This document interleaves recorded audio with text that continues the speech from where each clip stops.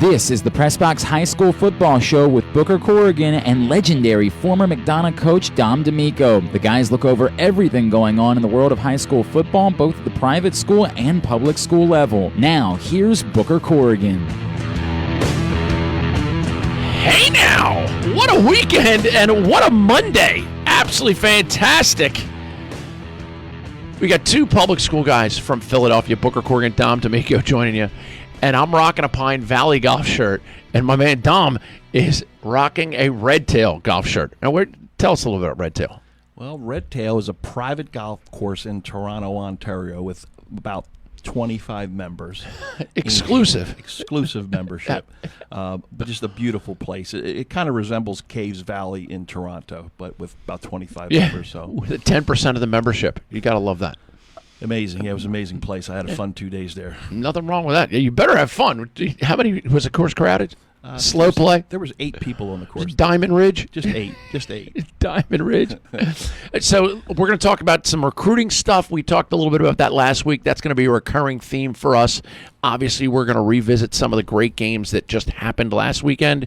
And then we're also going to preview some games coming up after the commercial break. But the recruiting thing is something that we got a lot of great feedback on. And people are very curious to see how do you pace yourself through that. Before we delve into that, the question I have for you is, you're a couple games into your season. You guys are doing pretty well. You struggled through an obstacle at McDonough. You had a nice win this weekend. How have you been able to identify that your team, as well as the individuals at this point, are pacing to become the best possible version of themselves? Yeah, well, I think all good high school coaches and all good high school programs have a process, and it starts at the individual. And once the individual understands the process of football, how to prepare, what to do day in and day out, we hope as a coach that there's carryover from this process into the classroom, into the hallways, into the neighborhood, and ultimately into life, into their work environment, their marital situation, what kind of fathers they become. So I think that process is a huge process. And as a high school coach, I think you get a lot of reward in watching kids develop on and off the field. And the off the field stuff really carries over and it takes them through life. So there's some lifelong learning going on, and football is a part of that. And you did misspeak. You said you hope that transfers over. You guys spent time talking about, okay, here's an obstacle that we face on the football field, and that's exactly what's going to happen when you face an obstacle in a homework or in a relationship with your parents or your girlfriend or your friends. And I think the most important group that they have is the people they surround them with, because that's who you show me your friends and I'll show you who you are. Yeah, no doubt. And Anthony Burgess at Franklin does an incredible job of the culture and that process. Half of his speeches to the kids are non-football related. Yep. He's talking about going to class, be on time, speaking to adults well, not being late, being respectful. The whole staff at Franklin does a great job in that. The culture there is strong. Burgess has been there for a long time, and so I would think half of his conversations with kids as a team and as an individual is non-football related things, trying to get that kid to develop, mature, and grow. How important it is to become the best possible version of yourself. Booker Corrigan, Dom Damico coming to you from the Live Casino Hotel studio. Thank you so much to the U.S. Army, Glen Burnie Transmissions, and Wise Markets for being sponsors. Coach, last week we dipped our toe into the water of the recruiting conversation. We talked about you've made the decision as parents, you have a 7th or 8th grade child, and you want them to play the sport of football. Then you found where you think they might go. What are the next steps that those parents want to take, and the individual? Yeah, it's interesting. In Maryland, there's a lot of recruiting for 7th and 8th grade football players to go to certain schools, and that whole process is really complex. And last week we started the conversation. Let's continue with, for example, Carroll County right now, in the public schools in Carroll County. It's basically open enrollment. You can go. If you can get to the schools, you can go to the school. So, the kids are recruiting themselves. They can show up at if you don't live in Westminster's district and you want to go to Westminster High School, you just go to Westminster. You enroll at Westminster High high school. And, Westminster is a very good program, partly because of that open enrollment. Obviously, they have good coaches and great players, but when you have open enrollment, it helps. It's a double-edged sword, though, my good friend. Not so fast. Sure. Because if you live in Westminster and you're supposed to go to Westminster, you can go to South Carroll. You could. So is there recruiting in that public school area where coaches will kind of say, hey, Dom, I like the way you're playing.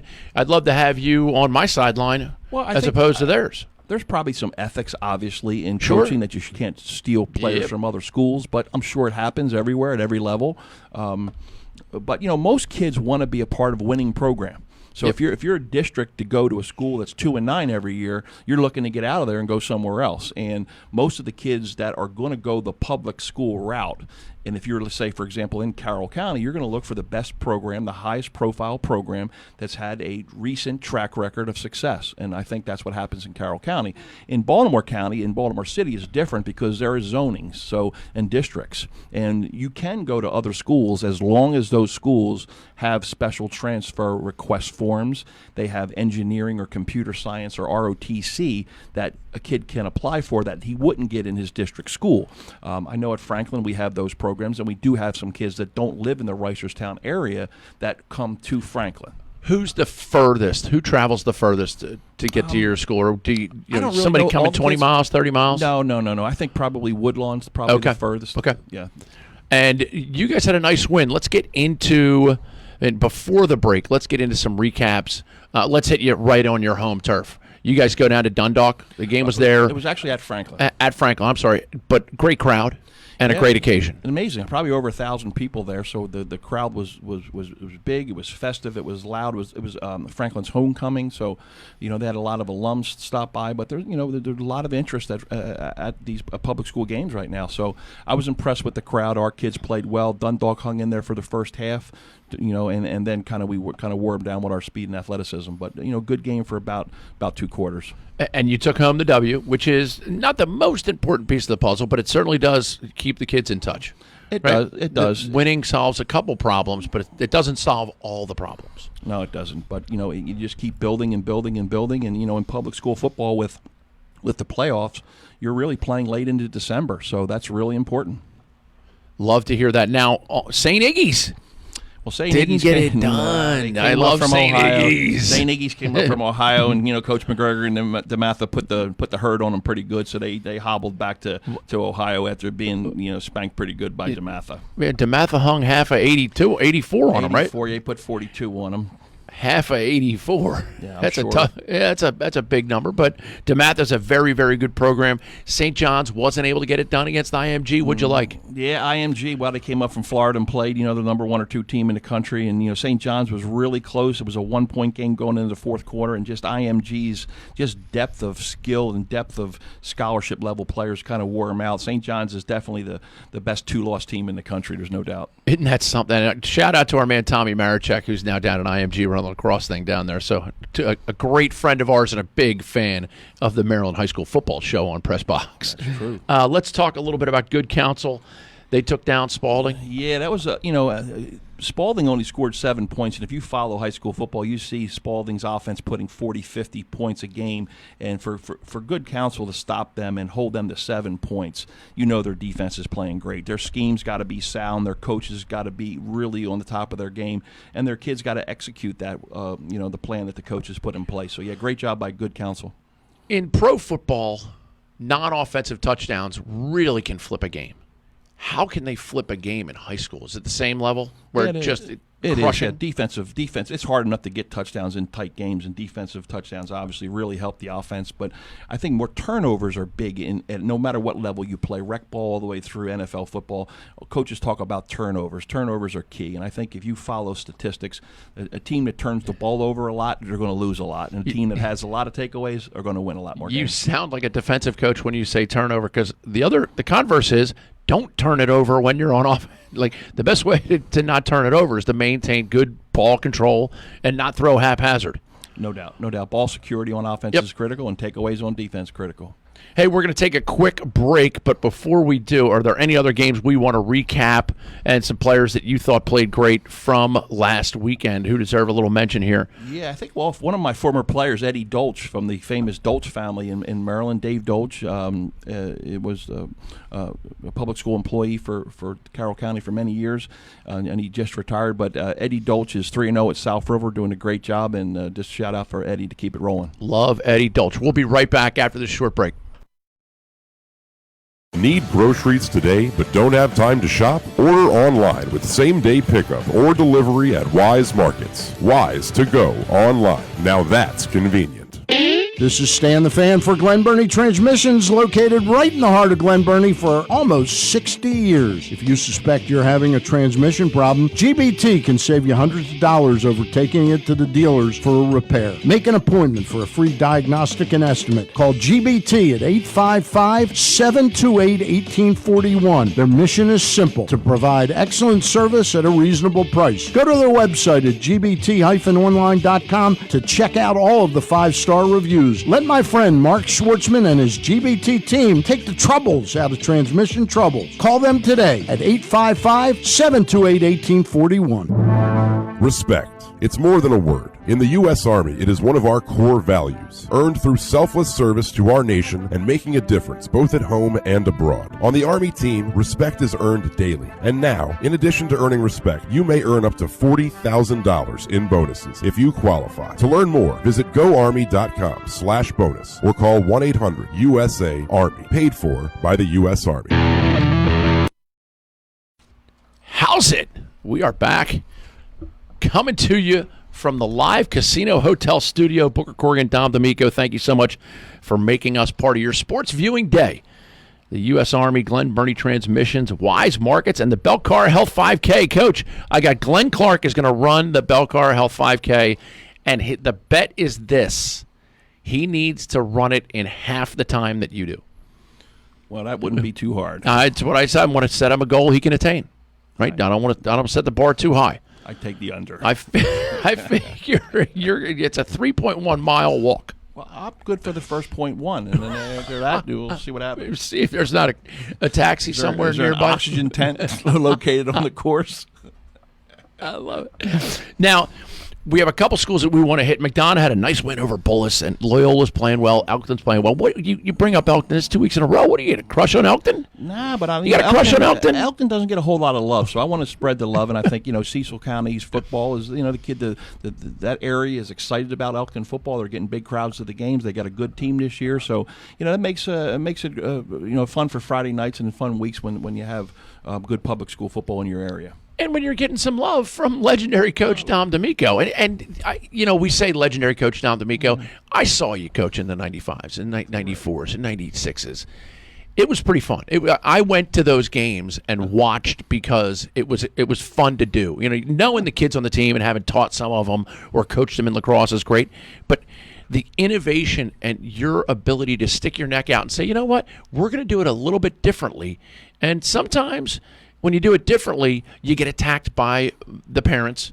Yeah. But that never bothered you, and I really do think you found a way to think outside the box. It didn't, and you know what? I think we both did, actually. I think you kind of have to bring to the table as a coach your personality, and both of our personalities we get along really well, and I think we both use humor in our coaching and in our regular life all the time. And a lot of kids that played for me over the last 30 years always come back and say, I remember how funny Coach D'Amico was. I remember his stories or his one-liners, and sometimes that's as important as winning. When sometimes a kid comes back, he'll do a voice too every now and again. Just stories, and I think there used to actually be a Facebook page that one of the kids put in called Notre Damus for my first name's Dominic, and they called Notre Damus, and there was like 60 or 80 kids posting stories about me.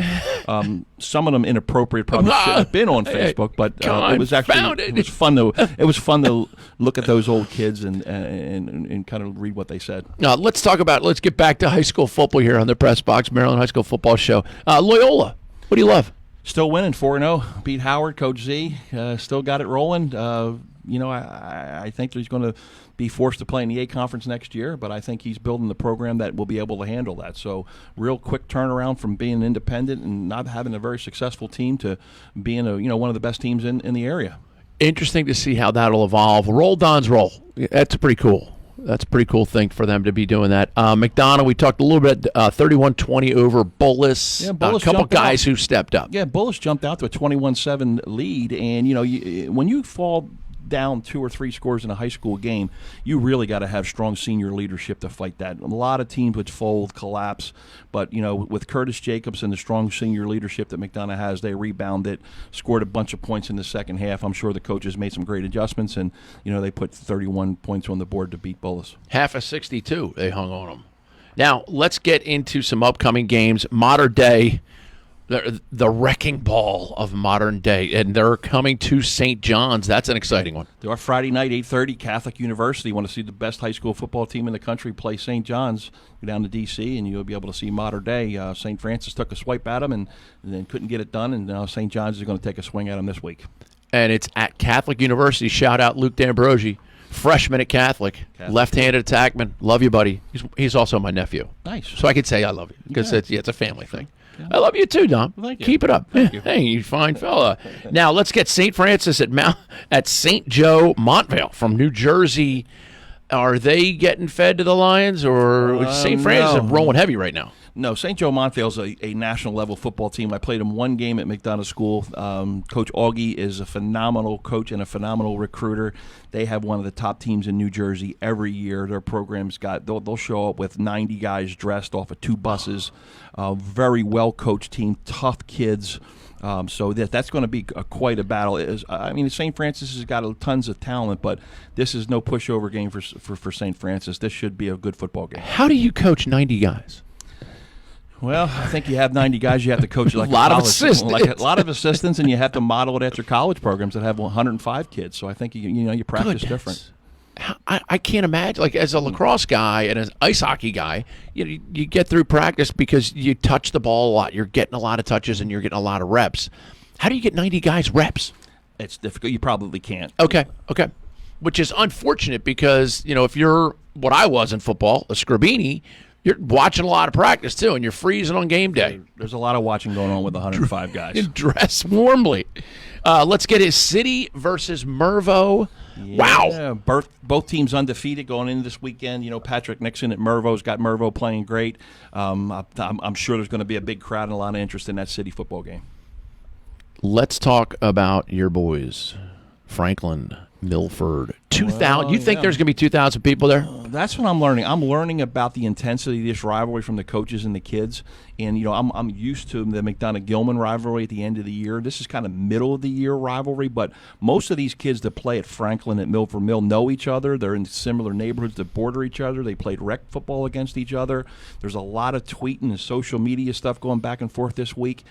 Big interest at Milford. I hear it's going to be an overflow crowd. So, hey, anytime there's that much excitement about football, college, high school, or pro, I'm interested. I can't wait. I love that environment. I love coaching in it. I love going to it. It's just so much fun. I know one thing you're not going to like. There's 2,000 people come to the game, and now they have a rule in the county where you can't leave the field. The teams, the players, the coaches, the referees have to stay sequestered on the field until all of the stands are clear. Yeah, that's the first time I experienced that, and it's probably good for safety issues, but I think this week I might become a fan right at the end of the game and duck out stage left, so I don't think I'll be standing on the field. Keep an eye on him. Keep an eye on. Tell Coach Burgess to keep an eye on Coach. He might leash you. They might have to. Like Lily in Modern Family going to Disney World. We're going to put you on a little harness. Your headset, too. Headset hit the ground yet? It's sure? No, sir. Oh, good for you. Good for you. Keeping it real. No, yeah, I like that. What other games do we have to hit? Yeah. We talked City Mervo, Mount St. Joe, Calvert Hall. Heads up, A conference. A conference, MIAA, A conference, and B conference, both starting off this weekend. Big game, Mount St. Joe, Calvert Hall. Coach Holzer against Coach Davis. Marlon Wax against Sean Tucker. Just really. What positions Marlon Wax play? Marlon's a running back and linebacker, and Tucker's a really fast track kid, but plays tailback, and he's going to Syracuse University, so he's a great player. But this is great rivalries. First game in the A conference. There's only a few games because there's only 5 teams in the league, so you're going to get 4 games out of the A conference every year right now, and obviously everyone matters. It's almost like it's a seeding issue because they're going to have a playoff 1 through 4, so the games will only matter the fifth team's not going to make the playoffs, but the first 4 teams are basically playing for seeds. Right. And, you want to be 1 and play 4. So these games every week are basically a seeding mechanism. It'll be interesting to see how that evolves. We are definitely going to revisit and continue the recruiting conversation next week, which we've gotten a lot of great feedback on that. I know people appreciate and respect your ability to guide the way it's going to happen. And if you have a middle school kid or even a high school kid, or if you have a friend who has a middle school kid and they want to play, it's specific to football for us, but it also can go to basketball, can go to lacrosse, and the hockey programs in the MIAA are looking at kids, in rec programs. So it's interesting to see how the whole decision-making process and how they end up there. Yeah, no doubt. And when you talk about recruiting, sometimes most of the private and parochial schools, when they talk to you about recruiting, they're really every kid's a recruited kid because it's open enrollment. So McDonough and Gilman and Calvert Hall, they're anybody can go there. If you can get past the entrance exam and you can get accepted to the school and you can afford make money, tuition, you can go there. So it's a little bit different deal. McDonough talked about and Gilman talks about all the time that every kid's a recruited kid. Last question. Who wins St. Francis, St. Joe, Montville? My money's on St. Francis. I Biff really Poggi. Yeah, I think St. Francis has got great team, great coaches, great purpose. The kids are focused. They play hard. I go with St. Francis. And they get the home field. They do. Home ice, and, we like to call that. Only coming up from New Jersey, but right. St. Francis has been traveling a bunch, and I think staying at home is going to give them another advantage. Gotta love it. Hey, want to thank Coach Damico and his expertise. My man Luke Jackson over there working the knobs. Couldn't do it without you, buddy. Like, sincerely, we could not do it without you. That's not just a line. I'm not hitting on you in any way, shape, or form. I'm just letting you know I appreciate your efforts. Right? He doesn't even have a microphone on. So, Dom, good luck this weekend. Milford, yeah, we'll see if you can hang half a 60 on him, you think? Well, no, I don't think so. Yeah, you can't make a prediction on your own game. Close game. Close game. Okay. Yeah, Reggie White does a good job. They got 2 really good. Their quarterback and running back are as explosive as anybody in the state running the ball. Good luck to you. You're the defensive coordinator, buddy. Sleepless nights trying to tackle those 2 guys this week. The good news is you don't have to tackle them. No, you got to put a guy in position, put a man in position to tackle him. If I had to tackle them, they'd put a half 100 on us. Me too. I'm Booker Corrigan reminding you, you only get one shot at today.